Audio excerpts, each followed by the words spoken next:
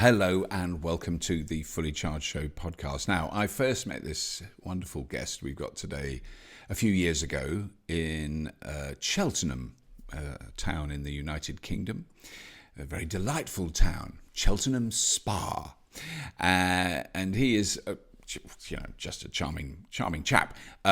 His name is Jonathon Porritt, and he was, in fact, pretty much a founding member of Friends of the Earth. He was the director of Friends of the Earth in the 1990s, I believe. He was a member of the Green Party since the 1970s.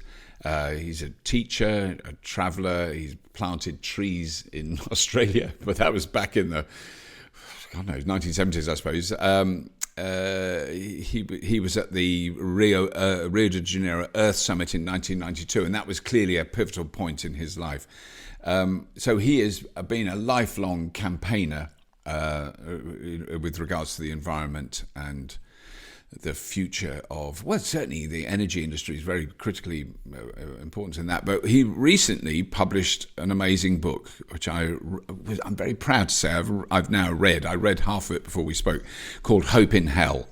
And it really resonated with me, and I think with Fully Charged, in this fact that we're very aware that we're facing it's an overused term this year, but an unprecedented crisis in terms of the human race over the last 10,000 years of the damage we've done to the very small planet we live on. The planet, I always want to say this, the planet is fine. The planet doesn't give a tuppenny toss about us. It's us and many other animals that are in trouble. The planet will still be here in a million years' time. Won't matter at all. When it'll have gone, do you remember that little itch we had a million years ago? Them human beings, they were a pain. So, it's very important that we try and maintain a little bit more balance in the way that we live on this planet. That's, long been my hope. And what is interesting about this book is Jonathon is basically bludgeoned with his understanding and knowledge of the sheer massive damage that the fossil fuel industry, that the energy industry do to the world we live in, the manufacturing, all those things. But he doesn't give up. He doesn't just become a rampaging pessimist saying, oh, we're overcrowded, there's too many people, we're all going to die, it's the end of the world. He has a very positive message. His main thing is, we don't have much time to sort this out. We have wasted the last 20 years, 30 years, when we have known absolutely solidly, without any hesitation or question, that we've got a really serious problem on our hands, and we've done close to nothing about it. And of course, that's quite upsetting when you know that. So we have a very interesting, and I think not heavy-handed or miserable or depressing, a very uplifting conversation about his book. I kept trying to talk about his book because I thought that's what you want to talk about, but our discussions are very wide-ranging, as you will see. So that's enough.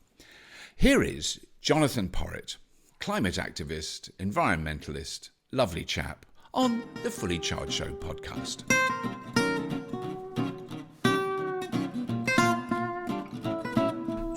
Jonathon, thank you so much for taking the time to do this. This is very much appreciated because, a lot of the things you've written in the past have definitely had a big influence on my thinking and attitudes.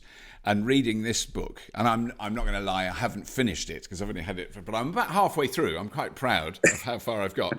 But what I love is it is uncompromising. It's hard hitting. It doesn't pull its punches, and it's also got just enough optimism to make you not sort of despair, climb under the bed, put a pillow over your head, and drink a bottle of whiskey. So like, what's the point? Because it is, I think. Well, I'll let you say it, but I think what we're facing, which I think more and more people are becoming aware of, is fairly challenging. That's a wonderfully British way of describing the situation, Robert. Fairly challenging is right. Yeah. And it's all the more challenging because we haven't faced it. Yes. And that's the problem. We've wasted these 30 years, really, since the science was proved beyond reasonable doubt. Yeah. There are a lot of very reasonable people out there who have successfully challenged the science, but actually there wasn't much doubt about the science in the late 1980s. It's been established since then.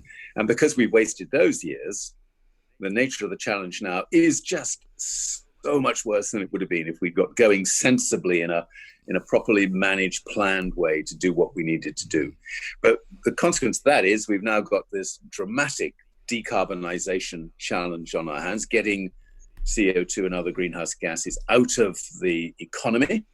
And we have to do that at an incredible speed. So that is a big challenge, and it's going to ask an awful lot of our politicians who, up until now, have demonstrated little readiness to respond appropriately. Let's put it like that. And I think what's interesting is because it's such a global problem, you know, we can blame our current administration for whatever, although some of the things they're doing are positive, some aren't. But it is, you know, you can also blame the political leaders of every country on the planet. It's not just the UK or America or Russia or China. You know, it is very universal. I mean, so I think one of the things I was intrigued at as I read it, and I kept thinking about it, was because I remember reading the speech that Margaret Thatcher gave, which would have been in the late 80s, to the UN. You know, you can't really call her anything other than an arch Tory, gave this incredible, scientifically clear speech about climate change and how we have to do something. And it's somehow in such glorious contradiction to Nigel Lawson, who was one of her cabinet ministers. Indeed. Well, you'll be interested to know, Robert, by the time you get to that chapter in the book, I actually give some details about that speech, because it was really a groundbreaking speech. There's no doubt about it. But I've also, since then, courtesy of the BBC, who did the research, not me, surfaced an early draft of that speech that Mrs. Thatcher gave with a very clear paragraph in it saying that means we're going to have to move towards charging for carbon. We're going to have to put a price on carbon. Can you imagine? This is 1988. Yes. And in the margin is written, on no account must this paragraph be included in the speech. And guess whose initials are against that? On no account must this be included. It's Nigel Lawson. I was going to say, would it by any chance be a famous TV chef's dad? Oh my goodness! Right, even back then. Wow, isn't that extraordinary? Yeah. Was he Chancellor then? Because I know he was. He was Chancellor at that. Yeah. Oh gosh, it is extraordinary, isn't it? It is. But I mean, one of the things I was thinking of was and this is because of my dim, distant past, where I shared a house for a short period in Wales with some proper hippies, but two of them were engineering graduates from Oxford, really bright men, who went on to work in the wind industry, and we built a wind turbine out of scrap on the side of a hill on the Black Mountains in Wales. Most appalling thing, really dangerous, noisy, was constantly breaking down. And because I was young, they would always make me climb up the tower to put grease on the... I don't even know what I did, I can't remember. But anyway, the technology then was extraordinarily crude. The theories existed. So the theory of... solar panels existed, NASA had them.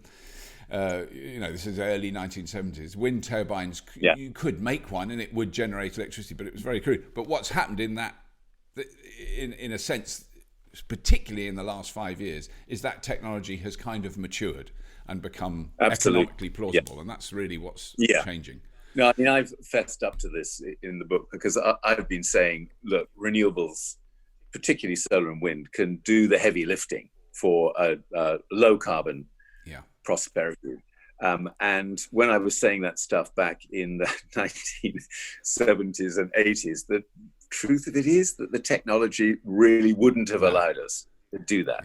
But right now, oh my God, the improvements in terms of efficiency have been astonishing. The reduction in price, of course, is just remarkable. In fact, it's revolutionary because of the impact that's having on energy markets. And what that means now is that if you look at it, we can now rely on solar and wind to take the largest share of all the electricity generation anywhere in the world.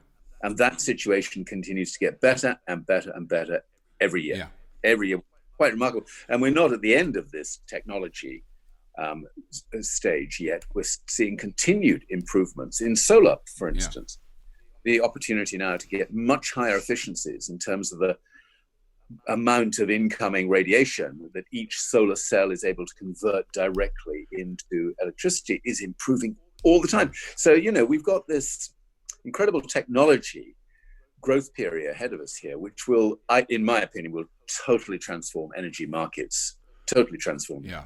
Well, I mean, I think it is the economic drivers. It's when you hear, it does apply, and this is certainly an argument I've been making a lot recently. It applies to big companies with electric vehicles. So I think that we will see far more electric delivery vans and trucks way before we see a lot of private electric cars, and because they just do the maths.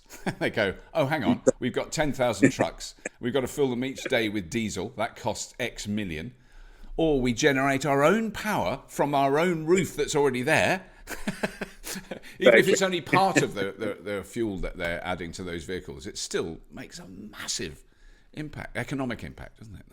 It does. And I think that is absolutely right. When the logistics add up, so you can do your recharging really simply, and you've got a network of vans that do a certain mileage every day, but they're back in their depot, depot every night, then you've got a rock solid business case for doing that. Yes.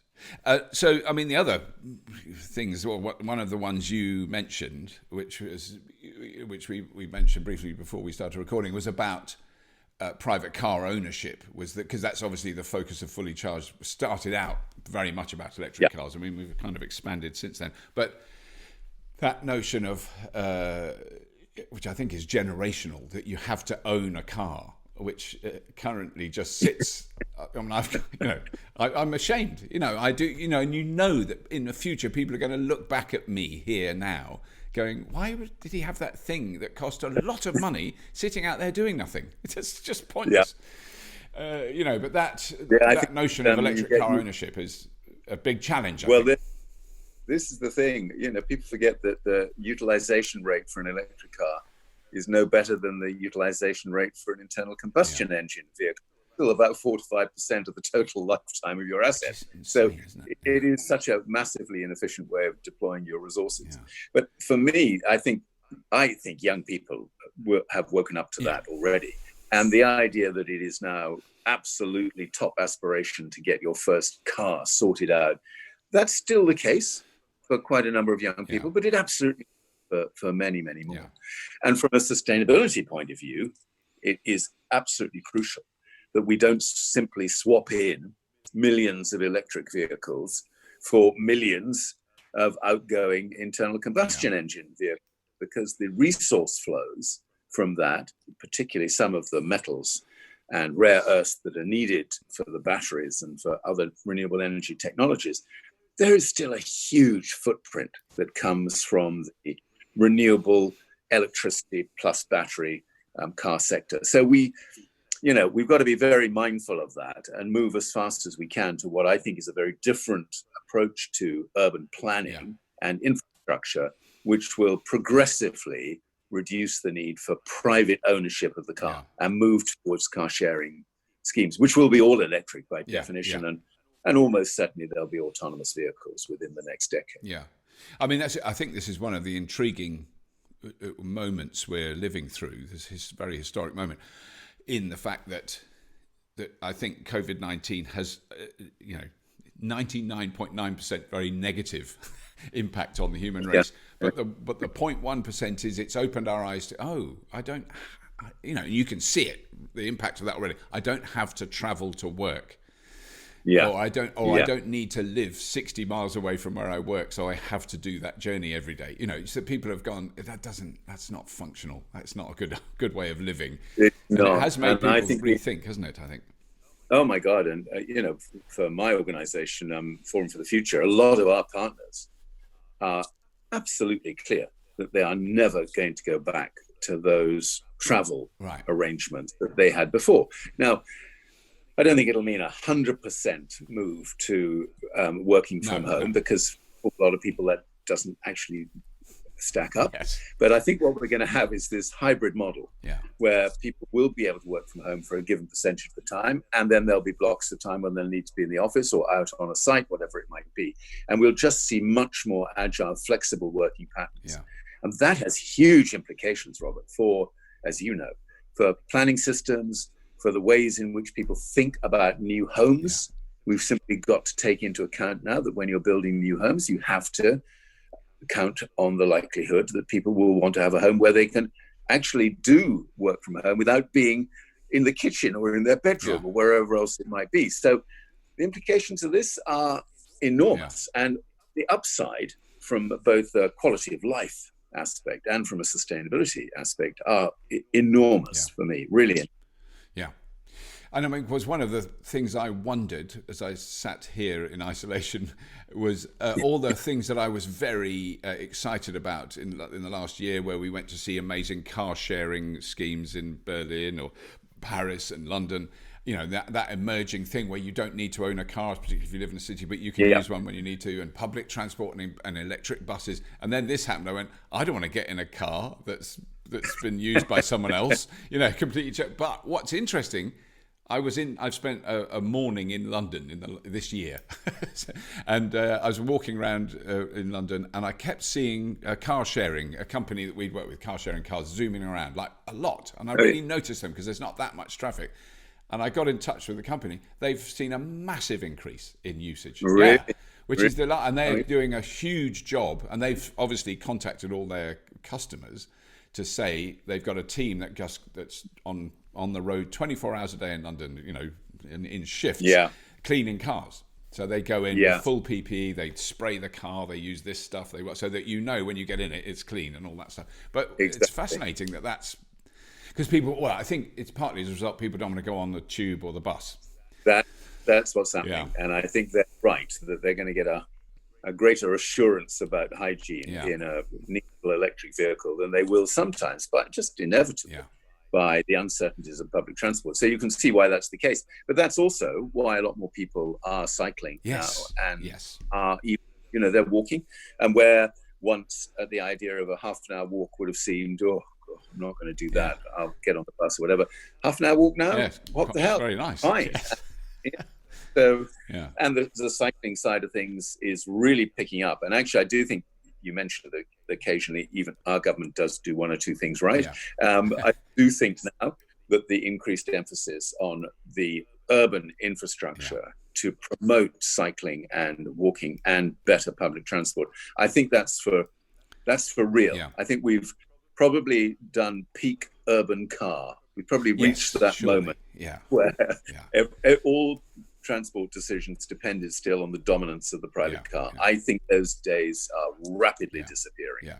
I mean, I think you're right, because it can be either reaction in, I'm not taking my car into the town because there's so many damn people driving their cars in the town, which, you know, if you can't register the circular nature of that thinking, which we clearly can't, but also people are just going, this doesn't work. You know, I'm hearing a lot of anecdotal and tweets and all things.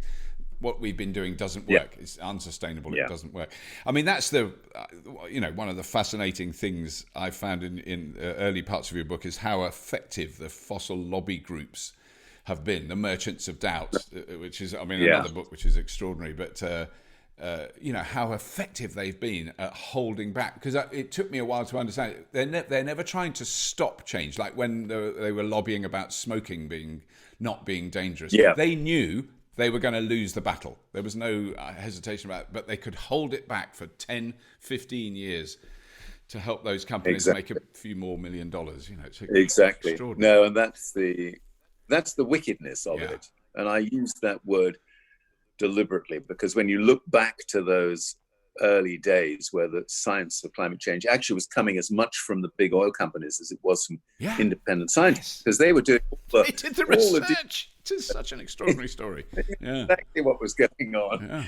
And if you think about the implications now of the 30 wasted years, as we were talking about, that is a pattern of immorality that beggars belief. I think,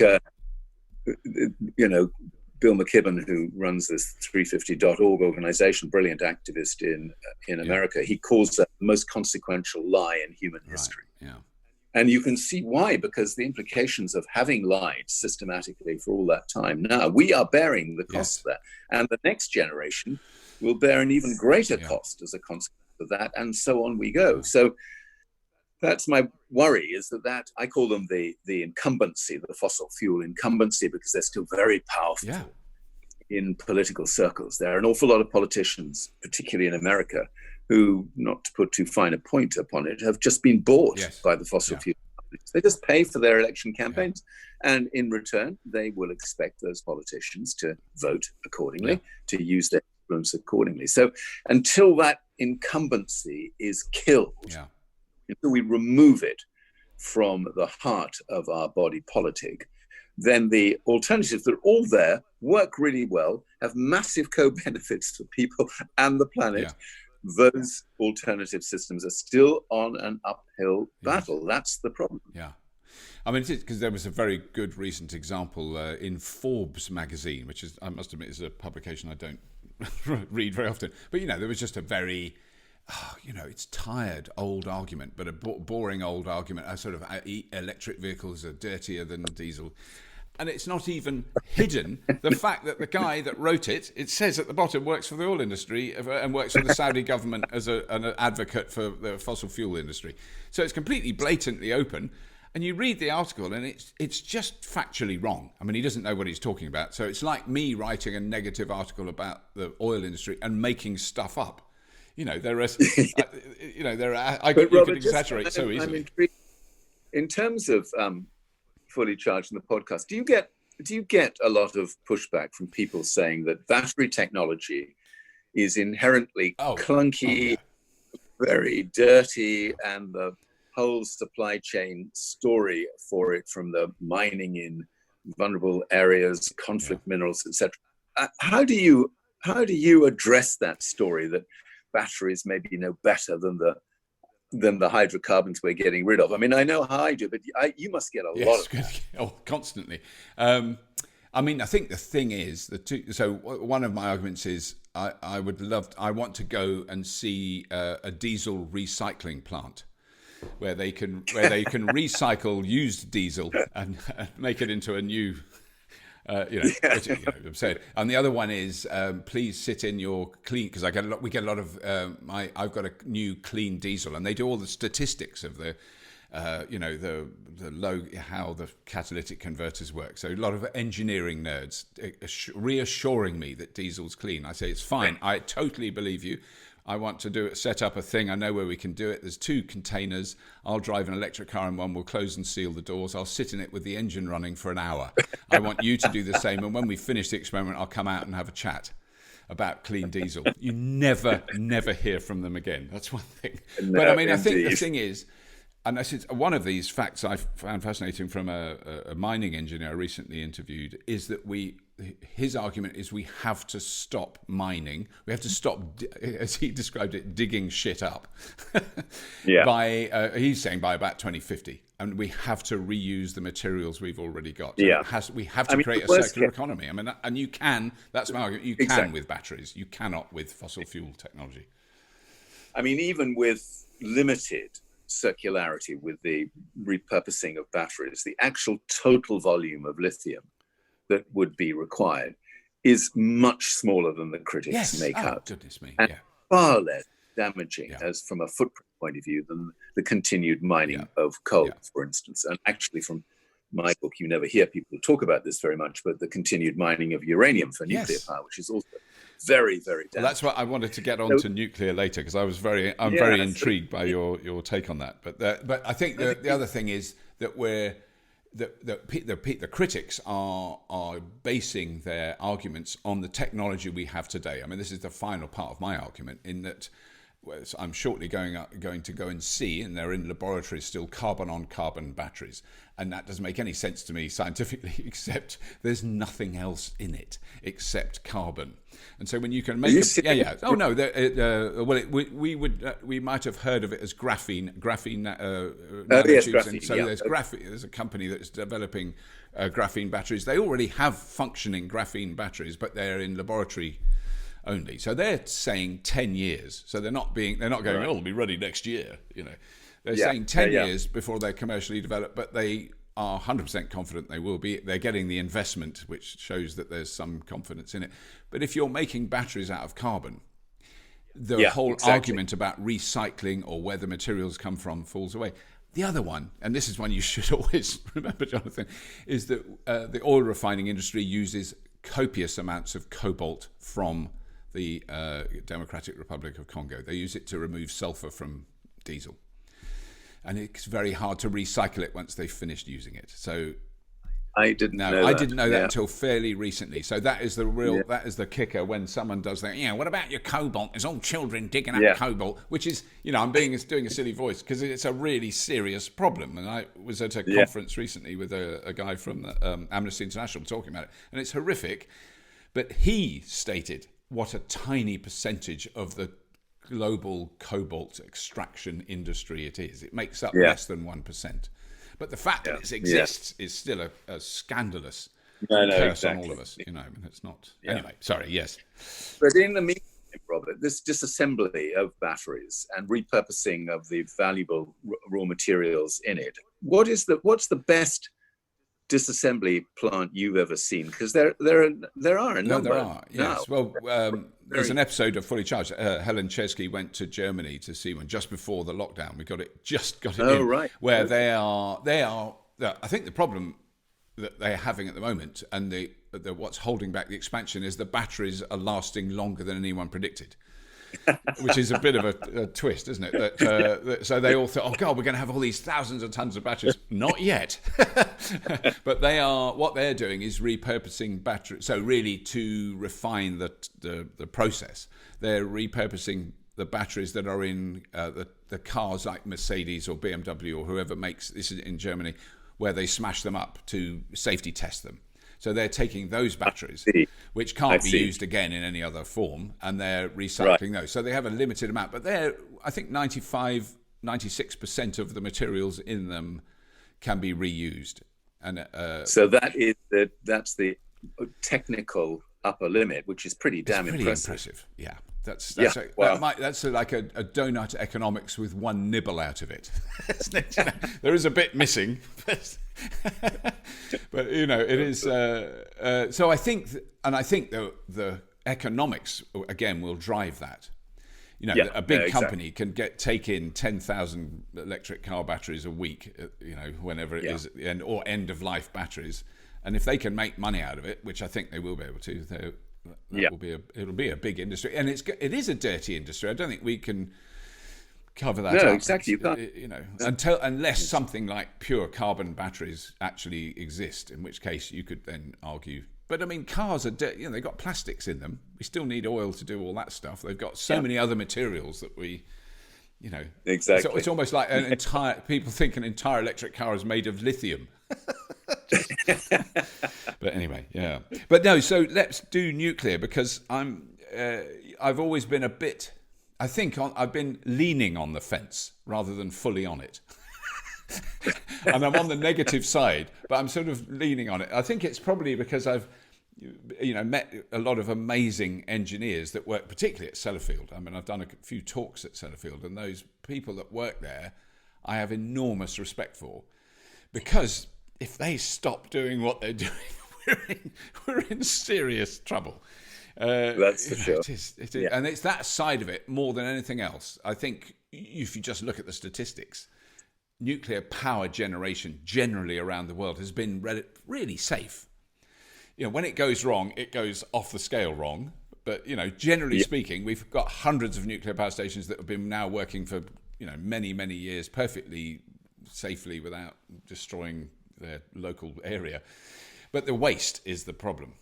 That's what we do with that stuff. Yes, and I've never really, I've been anti-nuclear campaigner from year one, as it were. I joined the Green Party in 1974 and have been against nuclear weapons and nuclear power consistently since then. But I've never really made the safety case as the principal reason for that. Right. Today, the principal argument against this is cost in the first instance. Absolutely. Nuclear power now is just insane in terms of relative costs for every kilowatt hour you need. Yeah. Secondly, the nuclear waste issue, which I feel really strongly about, because we're simply imposing that problem on future generations because we haven't been able to sort it out.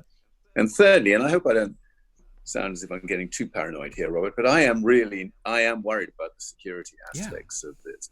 And for me, when I look at what's happening around cyber terrorism and the increased sophistication of small groups to actually disrupt, devastate natural systems and parts of the essential economy, I am very fearful on that score. So those are the three big things for me, which I don't spend a lot of time in the book dealing with this, actually, because I think nuclear will die anyway. I'm sorry to have to put it as crudely as that. The economics will do it. I think you're right. Yeah, the economics will kill it.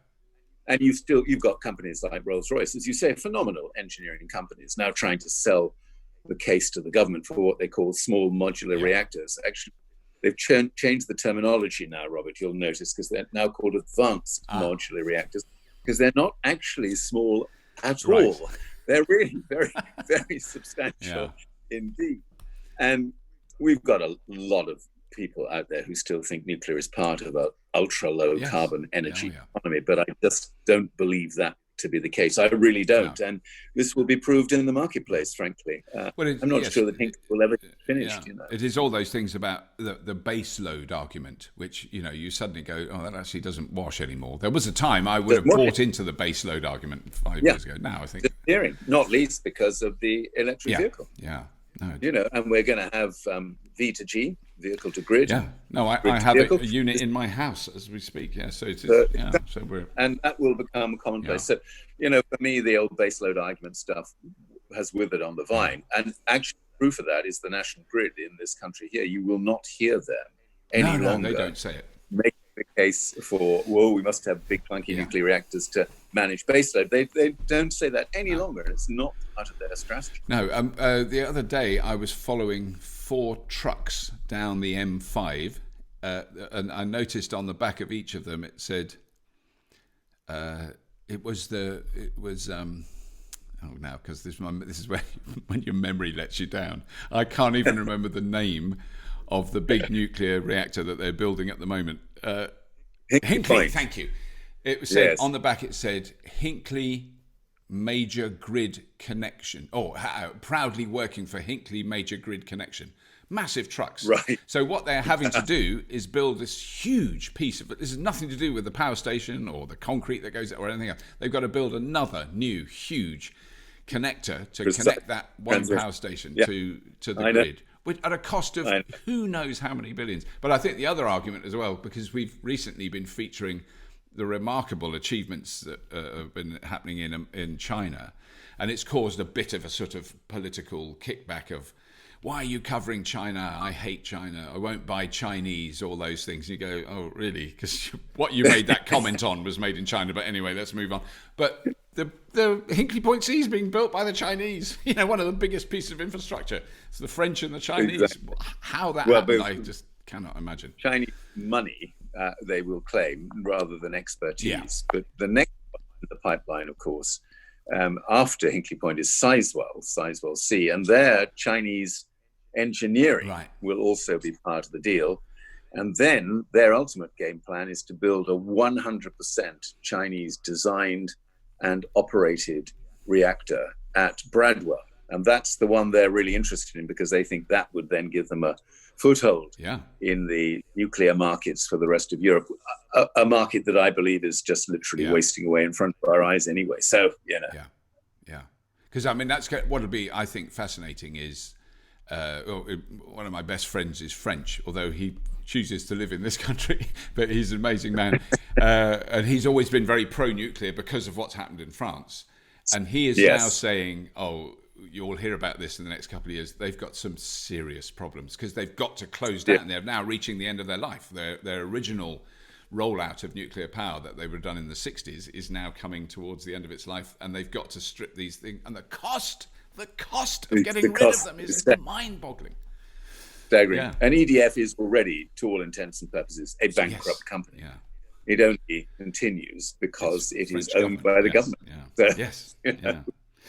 No. Yes. Okay. That's yeah. So here's because this is an area I know nothing about, which I know you all know, but because you did mention Bill McKibben, but I was just one of the questions I had was what global organisations are best equipped or positioned to enable or to encourage and enable the most rapid change, because there's a lot of different organisations that I've heard of, but I'm not sure how effective they are. Yeah, no, and certainly 350.org, which refers to what is considered to be the safe amount of CO2 and greenhouse gases that we could see in the atmosphere if we get it back down to 350. Because when was it last at 3? This is 350 parts per million of CO2 in the atmosphere. Parts per million. We're now at 421. Wow. So we've got it's a big journey ahead of us. And everybody takes this back to more or less to the start of the Industrial Revolution to make these comparisons, as it were. So it's 350.org is a really good organization. But actually, for me, Robert, the thing that I'm most mindful of now is what young people are going to do here. Because through 2019, and if people can cast their minds back to the world as it was pre-COVID, you will no doubt remember that 2019 was an astonishing year in terms of climate awareness and action and all sorts of things, requiring politicians to shift their status. You know, we did actually commit to what is called a net zero carbon economy by 2050. And we were the first big industrial country to do this. And I think a lot of that came because of the pressure from the young climate activists, the school strikes, the Friday school strike, the sense of we really are betraying future generations here. And also, of course, from XR, from Extinction Rebellion, that had a big impact in 2019. I think they've lost that momentum now in XR, in Extinction Rebellion. I think they're going to have to rediscover their mojo, as it were, because it's very hard for them to keep that forward momentum at the moment. But for me, the story is all about young people. What happens to young people's campaigning organizations and how quickly they can get their message about chronic intergenerational injustice, how quickly can they get that back into the political system, basically. No, it's such a daunting challenge for that generation. I mean, my children are very, I'm intrigued because in a sense it hasn't been a hot topic of discussion when they were sort of teenagers here. We definitely would have talked about it, but it wasn't like the big thing because Dad was doing weird engineering and, it was kind of whatever, watching, Dad was watching Clever Engineers, but they're so aware of it now. I mean, they're very clued into that. No, I think so. I think so. They're both vegans, and it is actually, they shame because my wife would literally bite the throat out of a living cow. She's an Australian carnivore. We've tried. I'm a wishy-washy vegetarian that sometimes eats fish, so I'm beyond the pale as far as my children are concerned. But they're amazing, and all their mates, they're all vegans or fairly hefty vegetarian. That's their own choice. They're adults who've made that choice. It's extraordinary, and that's very common. I think that's it's much more common now, and that shift is really important. All of these things. So if you add all these things up about the way people work, the way people eat, the way people travel, if you look at it in the round, it actually constitutes a pretty big indicator of the degree to which lives are going to be transformed. And almost all of those trends are heading in the right direction, which is very encouraging. And actually, Robert, that's what amazes me, why politicians who are meant to be such smart creatures sort of living in this competitive jungle environment out there, why don't they understand these changes going on in society right now? They seem to be completely blind to them, utterly incapable of understanding what's happening amongst young people today. Utterly incapable. Yeah, no, it is extraordinary. I mean, I think that's the role I found for myself, and I'm not claiming for a moment I'm good at it, but that's what I'm trying to do, is say to my generation, in a way, or people who are in an influential position in society, so people from their mid-40s upwards, you can make money.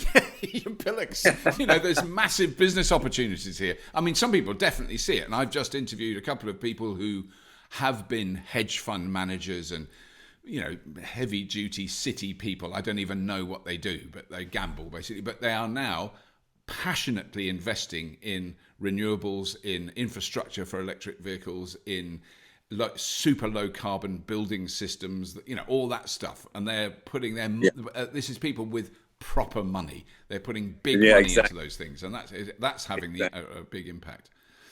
For sure. Well, we need a lot of them, because however they've made their money, and hopefully they've made it in relatively clean ways. I made so much money arms dealing, I've decided to buy some solar panels. We could do with a few of them. But we do need the ones who have woken up a bit late in their careers and suddenly realized that actually the entire system, which their wealth has depended on, is now at risk. Yes. Well, it is happening, and it's easy for cynics to dismiss it all. They often use sort of accusations of greenwash and all the rest of it when it comes to businesses and investors. Actually, we're way beyond the greenwash moment. These companies, for instance, are really taking this whole sustainability crisis much more seriously, in my opinion. The government, much more seriously. Absolutely, yeah. And I think we are seeing increased readiness, as you were hinting at, Robert, increased readiness on the part of investors to make sure they don't get left behind. Because in a way, investors act like a herd. Yeah. They're not really quite as smart creatures as they make out. And the herd effect is very pronounced. And the one thing, if you're running a big pension fund or any other investment vehicle, you do not want to be the person at the end of the herd who misses the moment, and suddenly you end up with all these turkeys in your portfolio. Turkeys as in stranded hydrocarbon assets that are never going to make any money for the people whose money you are charged with responsibility for. That's the moment. And when that comes, we're going to see an accelerated move out of fossil fuels. Actually, I think the BP announcement... I think we're seeing it already, aren't we? Yeah. I think we're seeing it. I really do. And although I've been very critical of BP playing, I think, a pretty scammy game, frankly, in terms of mostly PR and greenwash, because the oil and gas companies do still do greenwash. The recent decisions that they've made about the need to decarbonize their portfolio and ramp up investments in renewables, and the write-downs they've already made in assets that they can see are never, ever going to make their shareholders any money. These are big strategic decisions. That notion of increased self-sufficiency, of being able to meet more of our energy demand from our own resources, is one of the more brilliant things about renewables for the UK. And when you look at the prospects for offshore wind, Robert, this is utterly remarkable. This is a revolution unfolding in our midst. I mean, the onshore stuff is always going to be a bit controversial. I think we need a lot more onshore. But the offshore industry now is booming, and there is no reason why offshore wind will not take a higher and higher percentage of the total electricity load that we need. And that's true of many other countries around the world. I was reading an article yesterday about China's new investment in offshore wind, and they've gone from practically no investment in offshore wind at all to last year more offshore wind than the whole of the rest of the world combined. That's how they do it. Because they've got a long coastline, I suppose. Because that's the huge advantage we have, say, over Germany, that does have a lot of onshore wind. They've got a bit of coast, but not much. We've got this vast area. But I mean, the problem is, as always, with this glorious country we live in, is that most, if not all, the offshore wind is actually owned by Danish and Norwegian companies, which is just like, why isn't there a British company? That they do at least make the blades here. They make some of the nacelles here. They do, and a lot of the engineering skill is from this country, from the oil industry. It is, and we've still got a lead on that offshore engineering capability, not the manufacturing capability. Unfortunately, the Danes are luckily the Danish people are all lovely. I mean, like them. But I can see your Scandinavian prejudices in motion here. Yeah. Norway, Nulp, Yeah. Dane. I will be definitely sitting outside HR, where there'll be quite a fierce Danish woman waiting to see me tapping her pen. Robert? So, Robert, what is your thoughts on what is called green hydrogen, which is using a lot of additional renewable energy, almost all of it, by the way, coming from large-scale wind farms, using that to produce hydrogen. Have you ever had a soft spot for any transport systems dependent on hydrogen? Because I think you've been a bit of a hydrogen skeptic, haven't you? Well, I've definitely been a hydrogen skeptic when it comes to small passenger cars. I've not. I've yet to be. I struggle, and I really want to keep an open mind, because whatever it is, whatever the complexities, the expense, all the drawbacks, if you're following a hydrogen fuel cell car on a bike in a town, you're in a better position than if it's a wretched diesel. So that argument goes without saying, So it's better. It's just it's the economics. Every time I've gone through it with people who can do mathematics well, it just doesn't make sense. It's just such a and you can say, well, you're only wasting renewables, which is a much better thing to waste than if you're generating power burning coal or oil or gas. But I just think, if you actually look at, you generate 1 kilowatt or 10 kilowatt hours of electricity from a wind farm, and you produce 1.5 to 2 kilowatt hours of energy in hydrogen once you go through the whole process of that, or you can put 9.3 kilowatt hours in a battery. It's that much of a difference. You're using the vast majority of it, and that is it seems to be a problem. But on the other hand, if you can store 10 petawatts of electricity as hydrogen in massive tanks in an industrial scale thing, then you can store it for 6 months. Okay, that sounds like a rather brilliant idea. So it depends what it's going to be used for, I think, is the key thing. I'm with you on that.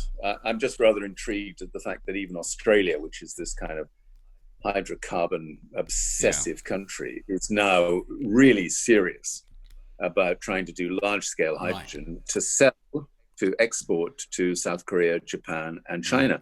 So instead of shipping off their much better coal, wouldn't it be better if they did that? Much better. Yeah. And it is things like shipping. So 2 marine engineers I've spoken to said that the only way they can see that you could push hundreds, thousands of tons ship with loads of containers on it, that you could push that across an ocean is with hydrogen. There's no other technology that isn't big hydrocarbon based. Yeah, exactly.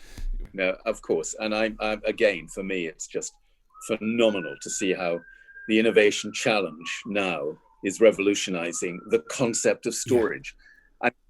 Most of my life, if you mention the word storage, people would start yawning before you even got to the second sentence. Just so boring. So literally ineffably boring. Please don't talk to me about storage, because you're never gonna have a smart conversation on that theme, are you? And now look at this extraordinary swathe of new innovation, not just battery storage, but other storage technologies. Is phenomenal. Cryo storage, for instance, is just, I don't know whether you've spotted that one. I mean, that's really pressurized air, sort of frozen pressurized air. Exactly. No, it is extraordinary.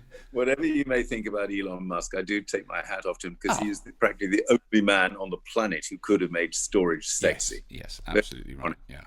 So, no, he's a difficult man to, He sure is. To admire in a relaxed way. I admire him and go, oh my God, he said what? I mean, and what? So let's wind it up. But I mean, are you essentially, because you just know so much of the downsides of all the stuff that's going on around the world, but are you essentially cautiously optimistic that we can do something, or that there is the emerging political will? I mean, I know we can do it technically. It's absolutely not a technical or an economic problem. It's a political problem, really, isn't it? Yeah. I call myself resolutely hopeful rather than optimistic. I like that one. And the reason for that is very simple, because we are now doing this calculation. We are looking at what the science tells us we need to do to address climate change. We're looking at the inadequacy of the current policy mix. And the whole future of humankind depends on how quickly we can narrow that gap. It is a really rather remarkable moment to be alive. Yes. That is literally, although there are tons of awful things going on on the planet today, as we know, and there will continue to be tons of awful things. Not one of them actually threatens human civilization with a terminal end point, which is what runaway climate change would do. So for me, this narrowing of the gap between the science and the political response is basically the challenge. And that's all about the politics, as you can automatically understand. So that's why I'm thinking clearly about new political ways of addressing this. I think we're going to need more civil disobedience, nonviolent direct action. Politicians will need a lot of additional pressure to get them to do what they need to do. And that's really what the focus of my work is on at the moment. I mean, that is the critical thing, I think, is that the public, the general public, are very aware of something like a demonstration by young people about climate change. They're not aware of the massive, relentless, 24-hour, huge political pressure that our politicians are put under discreetly by the fossil fuel industry. Way, way bigger than the biggest demonstration ever. Absolutely. And with incredible success. You look at the billions and billions of dollars every year of public subsidy, taxpayer subsidy for fossil fuels. I mean, it's staggering. Yeah.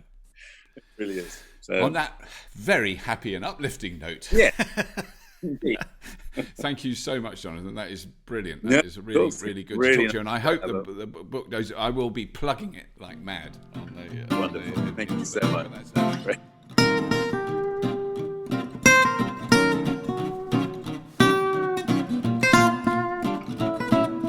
Well, that's all we got time for. I want to thank Jonathon for taking time to come and talk to us. It was really interesting to catch up with him.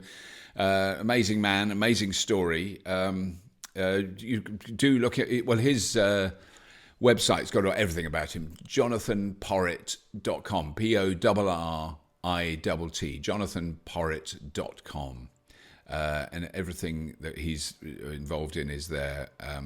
And that's a good place to go and find out more if you wish to do so.